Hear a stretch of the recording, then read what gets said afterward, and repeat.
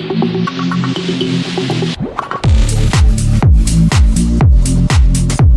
welcome to Podcasters Row. This is King of Podcasts. This is a brand new series here in the King of Podcasts radio network.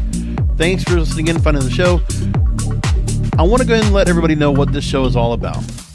So I mentioned this on my other programming that I've already been in podcasting now since August 1st, 2005. And besides the network work I do right here, doing now 4 podcasts on a regular basis. And I do other networks I've worked for, WMR.FM, formerly WebmasterRadio.fm, where we did a lot of programming we still do a lot of programming of digital marketing. We'll do health, we'll do entrepreneurship, social media, blogging, affiliate marketing, search engine optimization, etc. And then cannabis radios, you might know we do a lot of work when it comes to cannabis, psychedelics, plant medicine, and the like. And with all that programming, one of the things kept coming to mind. I might talk to some of my other co-hosts on those networks, hosting programming over there. But how about a program for podcasters where across the board, anybody that wants to go ahead and have their own podcast, they want to be able to promote it. And it costs so much money to go ahead and put this together and say, okay, I want to get myself on another podcast. There's enough companies out there that want to supply that as well. But how about a free platform? How about just a chance where I want to learn from those people that have been doing this, maybe not as long as I have, but might have gotten started, might have gotten their onus to jump into the space and why they do it, what subjects they want to talk about, and why are we here in the first place to go ahead and put podcasts together. A lot of people did that, especially during pandemic time. But then beforehand, it's always interesting what people want to do in terms of what podcast they want to put together, what subject they want to talk about. And then on top of that, what is their ongoing subject? That's what I want to hear from other podcasters. If you want to know what another podcast is doing, and you're not necessarily all set to go ahead and listen to an episode, because you might catch an episode and you might, the first time trying it out, you might not be so into it. So let's give a chance for somebody to summarize what they're doing. So they'll go ahead and sample all the programming. It's people binge watch. You don't have to do it in podcasting. Maybe we could just learn from the hosts themselves what they're doing, because they're the ones putting the content together. They're the reason you're going to come to the show in the first place. Because for me, regardless of what do people say, guests, and people that you bring onto a show is one thing. But when it comes to podcasting, it's about the host. You want to be able to know a host that's going to bring the people together. You want to know that host as to why they're part of this, what their passion is behind the podcast.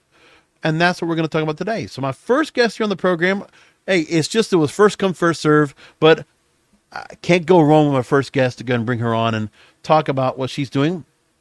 She's a best-selling author, creator, and artist, igniting the imaginations of children and their parents through her limited edition Animals and Touching storybooks. With me right now is the host of, that's a long name, by the way, here. So first of all, she's the host of Feelings and Healing, and with Kristina Lucia, and she's also the founder. This is a long thing right here of Curiously Created Creations of Kristina Lucia. So I'm here with Kristina Lucia Pezza. Kristina, thanks for being on.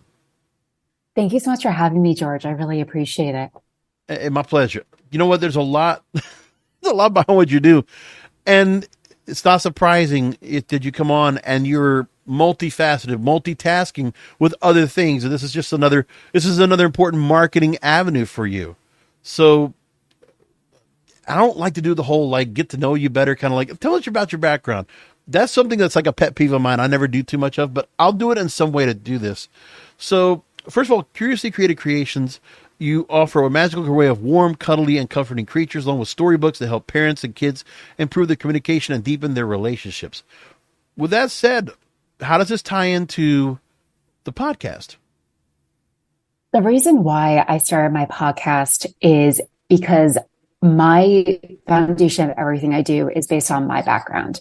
I grew up in what we would call as a dysfunctional family. I was abused regularly and systematically my entire life. And when I started my healing journey several years ago, and the deeper I get into it, I realized the importance of communication. And it's one thing to talk about it, and it's one thing to write the books, which are very powerful, which are an entry point. but also people want to hear relatability, and everyone's healing journey is unique.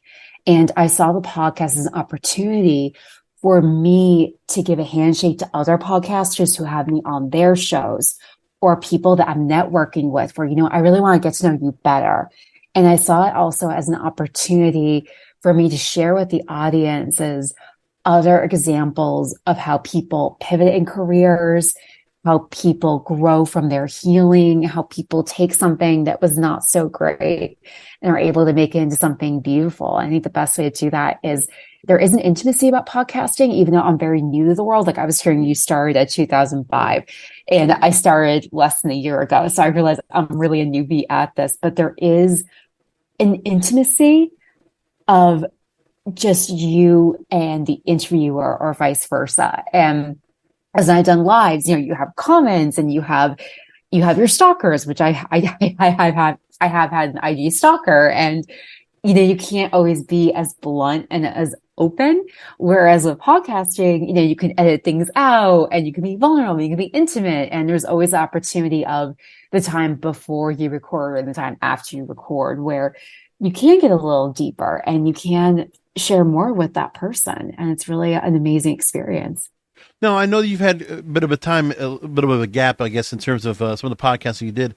You did quite a bit during the holidays, obviously a very important time for family and the traditions you talk about when it comes to, what we remember with family. I know for myself, my mother passed away, and it's about to be a year that she passed away. And, this past holiday season was pretty rough for all of us here, because she was basically the matriarch of the family. I mean, just really the glue that kept the family together, get together and have, certain traditions to continue. And it has not been easy to go and do that. Even with my brother, we just had a birthday celebration. It was kind of tough just to get people to get together for that. And August, there's a lot of different birthdays, a lot of different important events that happen that make it tough. Same way goes where, that was a focus where, in holidays, you would definitely want to go ahead and take the time to talk there. But with what you're doing at the podcast, is this something where, I know you're busy with a lot of other things, but what was it about that particular time that, when you got people together and you make that point, obviously you must have got some traction from that. Talking about the idea of doing that theme and how important it is, where in some cases I would imagine there are a lot of people that really do live around what Christmas, Thanksgiving, what the holidays mean, that they live for those times of the year. Yes. Yeah. So the original plan was to be able to produce 2 shows a month. And I was doing that consistently to the spring. And then I had to I got overwhelmed with some other things. Right. And I'm actually gearing up to record another episode right now. So it does span a lot of topics. But yes, I focused on that because I lost my mom in 2019, and that was a huge shift. And a lot of the dysfunction, our relationship was dysfunctional. And when she left this world, that's the day I got a sign from her that I needed to pursue this company, this path. I didn't know I was an author at the time. I know I was going to start a podcast. And again, the reason why the first podcast I recorded focused on that tradition, because that was a tradition where we butted heads. And I think during the holidays, we do butt heads a lot. We do have our inner children come out a lot. And so I felt like it was important to focus on this, a lot of my healing journey. And then some other things I've done, in the spring of this year, I had a reading advocacy. I wouldn't say, I hate the word expert. I think it's a little too strong, but a well-versed reading advocate came on, because as a child, I was not a reader and I was shamed for it. My mom in particular was very hard on me because she was always an avid reader. And it's why aren't you an avid reader? And then in my late teens, I became a vivacious reader, which I still am. I'm actually getting ready to go away in a couple of days. And my friend laughed at me because I'm really serious. I'm packing at least 4 books. I need at least 4 books for a week vacation. Anything less is not enough for me. I will finish them and I'll be upset because I have nothing for the plane ride home. And, and so that's why I had a reading advocacy. I had Myra. I had Myra on because I want to touch upon that, because I did grow up in an environment where I was shamed for being a reader, but now I'm not only an avid reader, but I'm also a writer, and I'm a writer of multiple things. And I find interviewing people gives you that second chance to see things in a different way, and also to shine light on the adults who are in my position Right. that can relate to, like, oh gosh, yes, I had a parent too that was rough on me because I didn't like to sit still and read, or whatever it is. We all relate. Like my mom and I fought a lot over certain Christmas traditions because we both are huge Christmas people. And I realize now, and that's why I did that first podcast on that, because I realized it had nothing to do with the actual tradition. It actually had to do with her. Right. She found safety and control. I want to And ask you her now, not, when it comes to, targeting for parents to help with the raising of the children in those very formative years, talk to me what you think about the fact of now, when you see children that are coming of age, and all the pressures that are going on, all the things that are going on now when they go into grade school, they go into high school, where there's a lot of families that do get broken, and the strength of the family bond of mother and father being together, or just two parental figures, masculine and submissive, just maternal and, dominant, those are not there for all these kids for whatever reason happens. Just there's a stability of the parents to be able to go and stay together, or to do what's good to keep the child there, to know they have the nurturing, they have the role models, the mentors for their lives. That, of course, doing things like, education with a children's book, and just to create that book, to create that bond for mother and child. We're starting, it's parenting is becoming much more difficult. And what do you say to that part where you see so many kids that, parenting didn't stay together, it might have failed them? What can be done from the initial onset for those new parents out there to be able to go ahead and understand, if you want to have that, you don't want your kids to fall into the wayside of anything from drugs to, whatever culture shocks out there, or be completely easily swayed, feared, mongered, everything like that. What can be done better? What is that do you think there is that people could really be learning from in those early years to make sure that up until that age of responsibility, that the kids are going to be able to know what's right and wrong, and they'll be able to be prepared for a lot of things in the future? Yeah. So I have a lot to say on that. Okay. Well, the first thing is that my books actually focus on that. They focus on communication only between you and your child, but communication in general. That's what they focus on. One of the biggest things that we all have to realize, there have always been pressures. We're just seeing it in a different way with each generation. Because honestly, the way I was raised, I should be shooting up something at this point. Like the way I was, seriously, I'm really serious. The way, and people did not believe that. People even witnessed it, saying to me, "Oh, you're the way you are because the way you are." I'm like, no, it's actually the opposite. Right. The biggest thing that we all have to realize, aside from parents, aside from being a parent, just as a human being, Right. we all have to realize we have choices and we have responsibility. Mm-hmm. And when you realize you have choice and responsibility, you're able to let go of how you are raised and realize you have a choice to be a bigger human being and a better human being. I moved out at the age of 18 from a small farm town, and I was told you're on your own. And I was raised very differently than other members of my family. I raised members of my family, and to this day, it's, some people see it, some people don't. I was abused and bullied in every situation you could ever imagine. I still am in some ways, but I'm in a different place where I'm able to, like, it's not about me, it's them. And you know what? I know I have a choice because I can walk away. I actually am. I do go to ACA meetings, adult children of alcoholic meetings, where you work on your 12 steps in your child and critical parent. And I actually left a meeting that I liked a lot because I didn't like the way it was being run, and I didn't like the way I was being bullied. And I chaired multiple times, and people complimented me on the way I chaired. And I had this one other member that kept giving me a hard time. I was like, you know what? I have a choice. This woman clearly is interpreting her work in a different way. Clearly I'm triggering her. And you know what? Yeah. I can walk out the door. Right.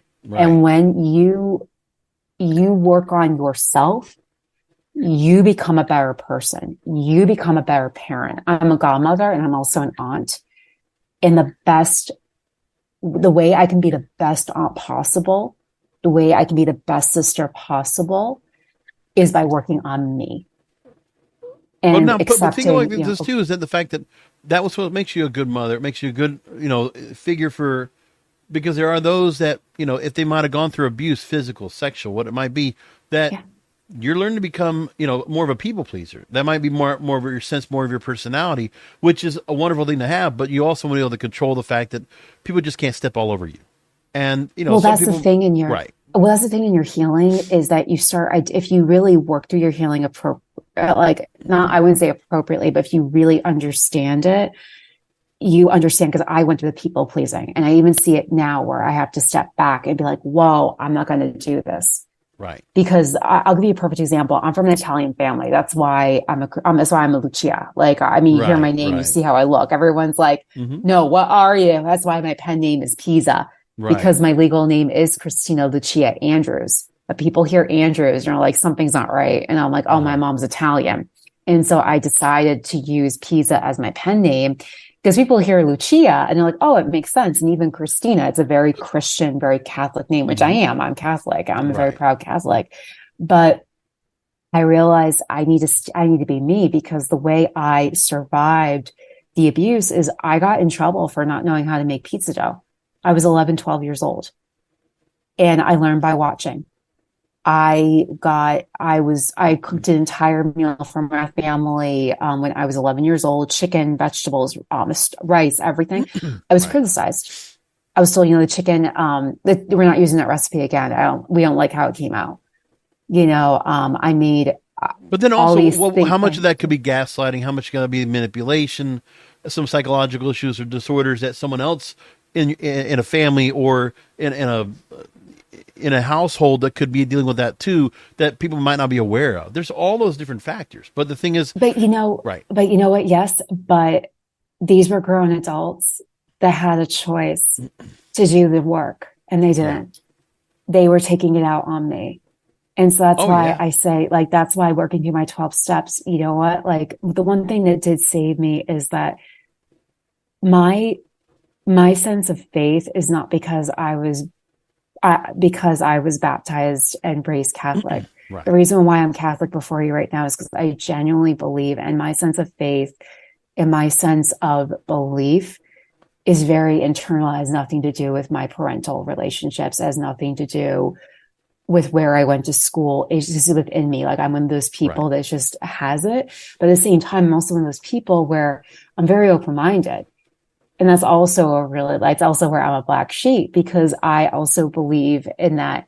If you don't believe, I'm not going to force you to believe. To me, it's it's your path. You got to do what's right for you. And the people in my life made choices not to work on that. But now And that's I the still point have of where pieces. you go with Yeah. the podcast, because if Yeah. family won't necessarily listen, or there are other friends you might go to, or people support groups you might go to around you, and your message can't get across, there are people that still need this message. That's what the podcast Well, is yeah. for. Well, that's exactly, because you know what? I've had so many doors close on me. One thing I was going over, for my book. So authors who are listening, this. And again, I realize podcast is a great way to promote your book. I'm a huge, Right. I shouldn't say, I'm the newer version of the show. I do the way Howard Stern ran his show in the past. I do get triggered. I take responsibility for that. It's Yeah. not my style. The way he's running his show now, I genuinely enjoy it. I genuinely enjoy his interview style. I enjoy the research. I enjoy the questions he asks. But I've also noticed too, his team, they're very strategic, in the episode when he's promoting his book. So as I'm saying, I imagine there's other authors that are listening to you because they're utilizing the podcast world to promote. And I'm in the midst of, sorry, that was a little bit of a tangent. Oh no, My but don't point get me wrong. is You make a good point because of yeah, the fact that, look, Howard Stern's a good format for what a lot of the podcasters use right now, especially with the video format. Going back to his E show in the yeah. '90s, but I will say this: that I understand where the evolving of his interview style and what he does on the show. And I understand where he does it, but it's one of those things where I take it as a lesson for myself that one of the things I don't want to do as a person in media, and this is where I take Tom Likas, where he gave the great example. He says, you shouldn't be doing anything that you need to apologize for. But Howard's had to apologize for a lot of what he's done. And it's like, well, listen, you put yourself there. There's for a lot of different reasons, and you made money off of it. So to be apologetic now, it's hard for me to kind of get past that part. But that's the part of me where, like, I respect his craft. I respect what he's done. He just laid the groundwork for podcasting in the first place. I will always say that. But it's one of those things where it applies to what's happening here. It's like, you got to be able to just know that what you're doing with yourself and what you do with other people, to not feel like you need to apologize for. Of course, you're going to have to be apologetic sometimes. Sometimes you're going to make mistakes, but when you try to curb yourself, especially going forward, to not make mistakes that you have to apologize for, that's a lesson I wish we could teach more of. And for kids, I want them to realize that they don't need to be afraid of what they say, that they can also instill that themselves, and that there's things that happen to them that they have someone they can go to express their feelings. If they're dealing with something that, we don't, if there's a lot of times where, kids have to go to therapy, or they talk to teachers or nurses or other peers that are not the parents. When initially it should be the kids talking to the parents directly about what's going on. And if they can't figure it out, seek help. But I think that's another thing that's going on, that it's the focus of, there was a way to go ahead and know where you are, who you could talk to when something's going wrong. You can go to mom, you can go to dad, but people don't feel like they can do that right now. There's this whole thought process of other people to go to that might not have the best interest at hand. Well, there's quite a few things there, because when you said like Howard Stern's apologizing, that's part of a healing process. Yeah. Is you make amends with people you've hurt. So that's one thing. The other thing is that when you can't go to your parents, or you have to go to somebody else, sometimes it's easier to go to a neutral source, because they're gonna listen to you without inhibitions. The other thing that I touch upon, both when I podcast, whether I podcast, I'm blogging, I'm writing my books, I'm creating my toys, talking about your feelings is a skill. And it's a skill that many of us do not learn. Right. And it's also a skill. And I say this because I'm an artist in every way, shape, and form. Mm-hmm. I'm a writer. I draw in 3 or 4 different mediums. I've been drawing forms since I was 7 years old. I dance in multiple mediums. Then I've been dancing competitively for over a decade or two. I bake, I cook, I make my own recipes. Like, I'm a traveler. I do photography, like not professionally, but like I can put together a picture.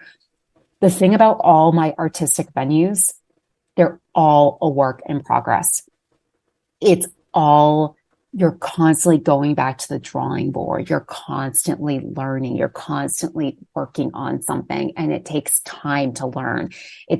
Art is not a traditional course where you can go in and get an A and you're done. You're not. You can get a good mark. You can get good feedback, but you still have to keep working on it. Like, one of the biggest things was, I was 7 years old when I started training in art formally, and my art teacher took me on 2 years younger than she usually takes kids. And I was learning techniques that some adults can't even do, but there's still techniques I'm still working on to this day, because we evolve as people, we change as people, how we hold things, like how we see things, like different techniques and whatnot. Right. And same with our feelings. A lot of people say, oh, I feel fine. That's not a feeling. And going down deep in there. And another thing I do, which I had to be patient with people, and it's very frustrating sometimes, is being able to be aware of when your inner child is coming out, or when your critical parent coming out, is a huge, huge part of the healing process. And it's a huge part of what I write about. It's a huge part of how I interview people and how I interact with people. And I can feel my little girl come out. I can feel my critical parent coming out. And the other thing that I struggle with is I interact with a lot of people where they appreciate the fact that I'll let their feelings be laid out on the table, but they can't do it for me. And that's the other reason why I feel so strong about what I do. I feel strongly about it because I feel like when people are doing that to me, again, I have a choice. I have a choice to keep looking for people that are going to listen to me and that are going to meet me halfway. And I also Right. have further choice to keep creating content, whether it's in the form of a podcast or my blog or my books, because like when you said why I haven't recorded a podcast in a while, is because I've been illustrating and writing. I have my book series is going to be 15 books total. And I just finished writing book 13 and I just finished illustrating, I think what was it? Book 11, book 12. I can't even Wow. remember anymore. And I'm going to be writing more series after this. Right, Like when right, I right. wrap illustrating this, I'm already doing that. And again, I feel like who else can I have on the podcast to be able to hear different perspectives and things like that? Because again, going back to what you said about a child not being able to talk to a parent, neither of my parents are autistic. My mom used to joke all the time. She's like, I can barely draw a tree. And yeah, I have this kid that can draw. And that was another rift from our relationship. So Right. again, I see podcasting the opportunity to gather resources and feature people in my journey that have helped me get where I am and are helping me get where I'm going, because I talk to more people, more peers in our age level that have the child that's me. They have that overly artistic child and they're like, Yeah. how the heck is this child going to make a living? How are they going to figure Right, this out? right. Because again, like same thing with podcasting. I'm going to be pretty vulnerable right now. Like I'm a newbie at this. Whenever I interview people and like I can do basic editing, I'm not at your level. I know that, but the only way I'm going to learn is if I keep doing it. And it's scary. It's Right. intimidating hearing you say you've been doing this since 2005. And I'm like, God, this guy really knows what he's doing. Like he knows the in and outs. Like he knows the nuances of podcasting. Like I'm sure you could listen to, like, I know we use Howard Stern, use another gentleman as an example. Right. You can listen to them very differently than I can listen to them because I want you to have unpack one thing that you exposure. mentioned about Howard Stern. Just as one more point, I know we keep referencing, Sure. but the Yeah. thing is, I was saying it also just to clarify that apologizing when you're a public figure, and that actually should apply for anybody on social media, that whatever you post on social media, whatever it might be, you don't want to have to apologize for that. Like there's obviously, you can be human, you can have errors when you're among, people that you know in your close circles, but it's one of those things when you're a public figure. That's what I wanted to specifically make that point across.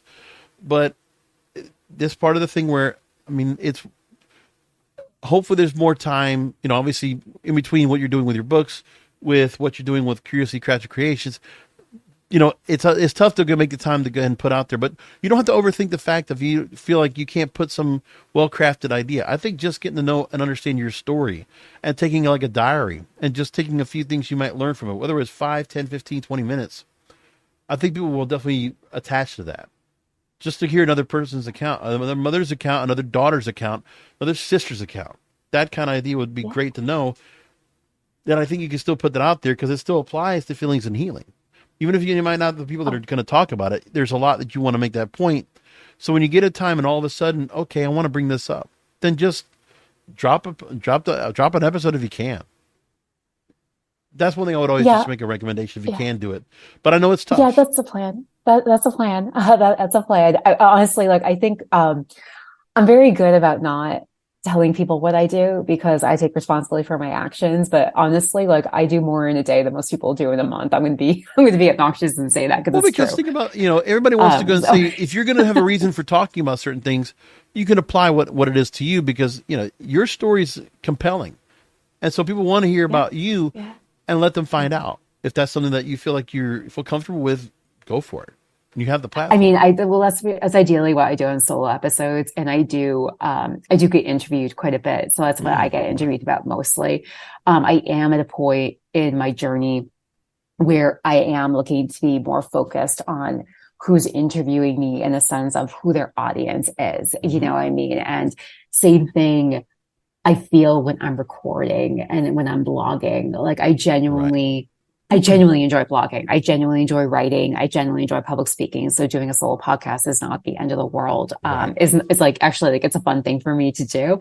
It's just a matter of, it's just a matter of like what comes next. Like, I'm not going to lie, because we're recording right now in August. I already have all my Halloween and Thanksgiving freebies all set up. Yep. I'm actually wrapping up my Thanksgiving stuff. My book layout person has the Christmas book in her hands right now.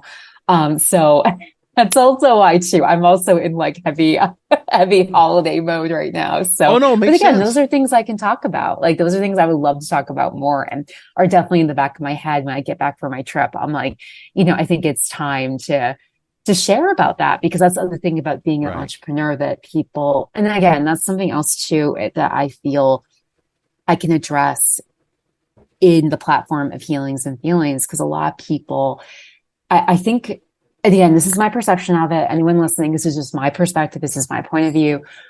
I feel like in this day and age, there is a pressure to be an entrepreneur. There's a pressure to have a side hustle.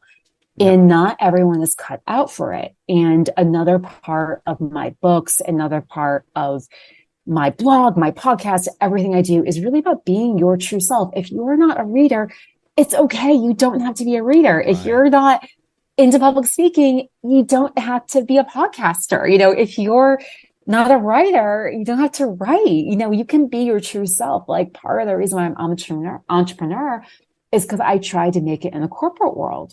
And I wasn't. And when I finally took responsibility for my true self and realized I'm a dancer, I'm an artist.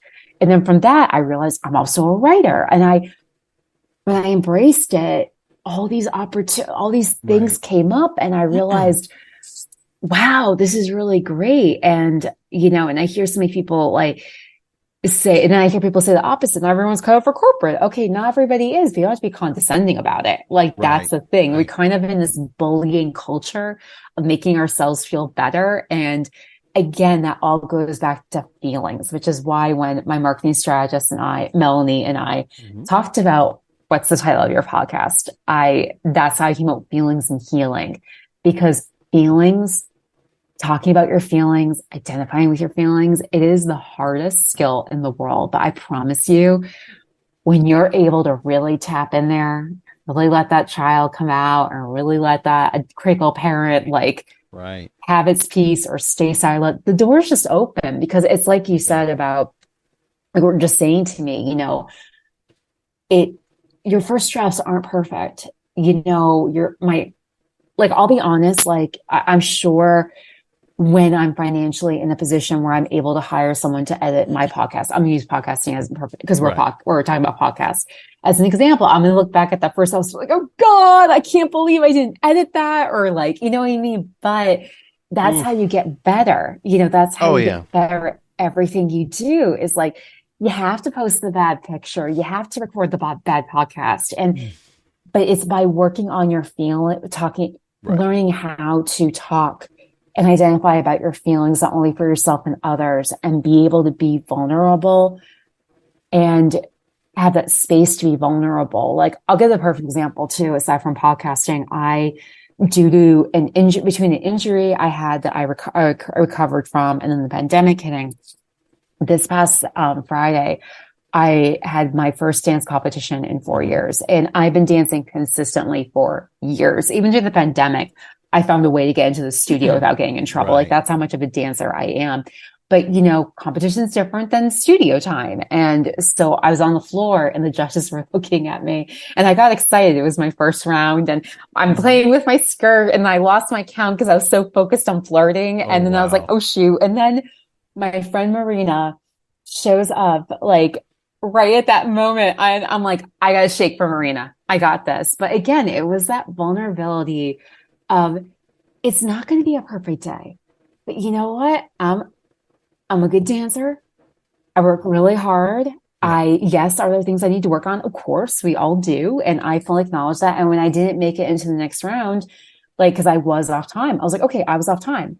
And being able to take responsibility for my mistake and be happy for the ladies that made the next round, to me is so powerful for my dancing.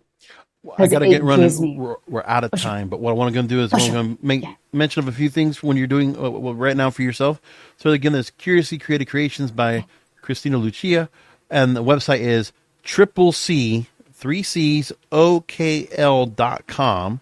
Make sure to look for that for blog, for the line of children's books, for stuffies, for a whole lot of things going on. And for the show itself, look through any podcast portal. All major podcast portals have it. Feelings and Healing with Bella Lucia. Kristina, thanks for being on with us. I really appreciate you taking time out to talk to us here on Podcasters Row. Thanks for making time. Thank you so much for having me. And thank you, listeners, for going finding the show as you always. And hopefully, you'll make this a normal appointment to go ahead and check out the program and find out for yourself. There are a lot of great podcasts out there and some great podcasters that you want to go ahead and check out for yourself. And I hope I get the chance to go ahead and talk to a lot of great people that you're going to start adding to your playlist. Wherever you find the show, like this program, Podcasters Row, you'll add a few more podcasts into your lineup. We'll talk to you next time.